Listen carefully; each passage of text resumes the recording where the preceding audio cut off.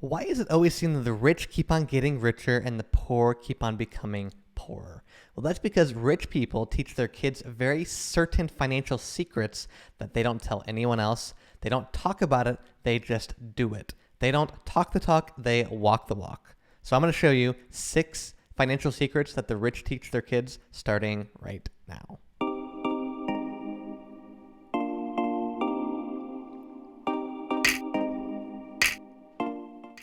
And these are both from, or all of these are actually from 2 books. First one is George Clason, The Richest Man in Babylon. It's a very good, it reads like a narrative, a story way back when. Ooh, man, I have a dollar bill in here, rich me. There are so many different things in this book. I would definitely recommend it. It's less than $10 and a very, very good financial book. And then the other one is Rich Dad, Poor Dad. Rich Dad, Poor Dad has a ton of financial concepts that I've implemented in my life, specifically the ones about real estate. So anyway, first secret is to accumulate 10% of your gross pay into a savings account and don't touch it. The rule is pay yourself first. And you may have to adjust your lifestyle that you're spending a lot less on wants and desires and a lot more on putting money towards your future. Because the reality is, if you're putting money towards things that make people look at you, your priorities are probably screwed up. So you want to adjust your lifestyle so you're spending just on necessities. And of course, have fun. This is not me by any means telling anybody, even myself, to not have any fun. But a lot of people find fun in everyday things, and that's okay too. You don't want to spend your money, a ton of your percentage of your income, on things that are just for wants and desires, things that will progress you going forward. And then, so the reason you want to have that cash ready, and 10% is just a figure. You can go higher. I recommend going higher as much as you can. But 10% is a good figure to start because most people think, how could I live on only 90% of my income? Well, you figure it out. You eliminate things that you don't really need. Do you need to go out to eat 8 times a month? Do you need to go out to eat every single day you go to work? That's 5 times a week. That's 20 times a month if you just do that. Going to coffee. Just all these small things you can eliminate or hamper back significantly. And the reason you want to have that is because you want to have the optionality. So when an opportunity comes, when a deal happens in front of you, you can hop on that deal quickly. If you have to go through financing, if you have to go through a bunch of hoops to get approved for a deal, that's when you are going to lose on a deal. Because the reality is most deals happen very quickly. They happen very quickly. Things don't mess around. When life hits you, it hits you really fast. Okay. Second is shifting your mindset from things to assets. And what's an asset? An asset is really simply this: anything that puts money into your pocket every single month, week, year, periodically, whatever that is. It's something that puts money into your pocket and does not take money out of your pocket. We're going to go over those in just a few minutes. But do you see people working in order to fund their next vacation, clothing, fancy car? Are you the one who does this? You have a bunch of monthly payments on liabilities, which liabilities simply are things that take money out of your pocket. That is the exact opposite, the antithesis of what I'm going for here. You want to find things that put money into your pocket on a periodic basis. But working and going towards these things, impressing people you really don't care about, is so mind-boggling to me. Although I've done it before. I've been the person to spend thousands and thousands of dollars on shoes and clothing to impress people that I didn't even know. Do I know these people at the coffee shop around me who are looking at my shoes, but they're really not? Remember, people really don't care about you. And that's not a demeaning thing to say. That's reality. People don't care what you think. People don't care what you're doing. They care about them, themselves, and their little bubble of their family. And that's freeing. That means you can act accordingly. That's going to help you yourself, your family, your bubble to continue progressing forward. Here's a question I always ask myself. How is this decision going to improve my financial life? If I cannot think of an answer for how it's going to improve my financial life, I do my best to withhold from that purchase. Because the reality is that is not going to help me in my financial journey. And if it's not going to help me in my financial journey, then why am I spending money on it? And I know, of course, you need to eat, you need food, you need water, you need shelter. Yes, I understand that. But I would say a huge percentage of things people buy, especially in my country, the United States, are complete excess and luxurious that they really do not need. I think, is this going to improve my financial life? The answer is no. Or if I can't think of a really legitimate answer, I don't do it. And even if it's a maybe, I think about it for at least a week or two and figure out, is it something I actually need? Do you know how many things I have not bought because I actually just took a little time and didn't make an emotional decision? Yeah, exactly. And this is what this is the only thing the truly rich are working for, and that's the assets, the things that put money into your pocket, accumulating assets. Nothing else, nothing else. All the fancy clothes, shoes, cars, houses, those mean nothing until you have a huge base of assets that can pay for those liabilities. More than just a moment. Okay, number 3, financial education is everything. If you were to set out to become a writer, here's what I would encourage you to do. First, read the classics. Understand how writing works and how really good writing works. Next, find a teacher or a mentor who has been a successful writer. After that, you embody those success traits your mentor author friend has and begin putting those into your life. The exact same thing can be applied to finances. You can study the successes of those who've come before you. Rich Dad, Poor Dad, The Richest Man in Babylon. How many very, very influential business people have written biographies, autobiographies about how they had success? Read those. Read how those men and women have had immense success. There are a ton of personal finance books. Study them and understand what they did, when they did in their life, and how they went about it, how they overcame their obstacles. Because the reality is, if you want to actually be, quote, rich, you have to overcome a lot of obstacles. If you want a mediocre life where you go to school, get a job, put your money into 401k and just live mediocrely and always wondering if they're going to fire you the next day, then this is not advice I'd follow. I actually wouldn't follow any advice. I only do things that work for me. I don't do anything that anybody tells me to do. But read the classics. Read these personal finance books. Read these books that are going to help you understand and really get on the right track to becoming who you want to be. And then become a lifelong student. The only way you can improve your finances is by becoming more financially competent. Because when you become more competent, the confidence follows right behind that. If you want confidence in your finances, you need to become competent. Read books, listen to audio podcasts, watch a bunch of videos on people. There are a plethora and just almost infinite resources now to invest time into yourself. And if you have a lot more time than you have money right now, invest that time wisely, not watching the newest drama TV show. Please go ahead and, if you guys are enjoying this, like, subscribe, and comment on this video, because then more people can see and more people can become rich so we can be buddies, right? Okay, next is number 4 is assets are king. And I want to show you what an income statement and a balance sheet is. That's Rich Dad, Poor Dad. Okay, so here is an income statement and balance sheet. Now, when you go for a loan, when you do anything financially speaking, when it comes to businesses or yourself really, they're going to look at your income. They're going to look at what your assets are, your liabilities. And again, assets and liabilities are defined a little differently here. Assets are anything that's putting money into your pocket. This is what rich people go after with fervor. Rental properties.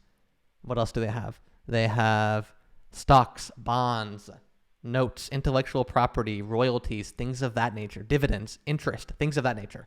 So let's go over the three ones here. So this is a poor person. Poor person earns money from their job as an employee usually, and they spend it immediately on their expenses, rent, food, transportation, things of that nature. And it goes out and they're back to square one. There's nothing on their balance sheet, assets or liabilities. Now this is where most people are, the middle class. The middle class, this is how I would say a huge percentage of people do with their money. You know, they tell you get a job. Okay, get a job, understood. You get your salary, and then you immediately go to not just the expenses, but worse, the liabilities, the expenses that happen every single month. Your mortgage, your car loan, your credit card debt, your student loans. Then that goes into your expenses, what everyone has to pay, and the next thing you know, the money's gone. You go back to square one. The question is, how do we get from the assets to get to the income? And this is what rich people do. So they spend all of their time, all of their fervor, all of their will into producing assets. This is what rich folks do. They create assets, real estate, stocks, bonds, notes, intellectual property, all these things that create income, and income at a very low tax bracket, might I add. Let's use real estate for an easy example. You have a rental property. You get the rental income. The only expenses you have now are taxes and mortgage payment. That's it. That is it. And of course, you know you have your other liabilities. But the thing is, if you can get these assets to go to your income, That's where you pay the least amount of tax, and that's where you can really crack the code of being financially there. Because assets are king. If you can have something that pays you on a residual basis, and residual just means on a recurring basis, so rental properties usually pay once every single month. Stocks, bonds pay every quarter, things of that nature. If you can get this column to be hefty and heavy compared to what we see here, the poor and middle class, the liabilities are heavy, and yet the assets, there's nothing there. No assets. Assets are king. If you want to pay very little tax and really get to the financial state you want to be in, that's where the income statement and the balance sheet can really help you. So long story short, you want to have as many assets as possible and as few liabilities as possible. So that probably means you need to adjust your lifestyle and not buy things that are wanted or desired. Yes, I know this sucks. Most people don't want to hear this, but the only way you can really get into a good spot financially is by adjusting and obviously upping your financial knowledge a little bit every single day. Okay. And then number 5 is debt can be your friend. Leverage, some people call it. And this is where the financial knowledge comes into play, because most people are taught either debt is a way of life and it's how we fund our lifestyle. That's poor people. Or middle class people, sometimes are taught that debt is the absolute devil and you should never use debt, credit cards, loans, ever. Both of those are the extremes, and both of those are not good. You want to find somewhere in the middle, because the reality is most large companies, which I'll show you in just a second, use debt and leverage to continue growing their business. You think, how does that work? Well, it's like this.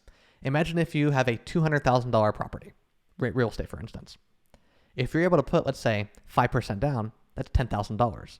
For $10,000, plus all the closing costs and everything, that $10,000 down payment, you now have your foot in the door of owning a $200,000 asset.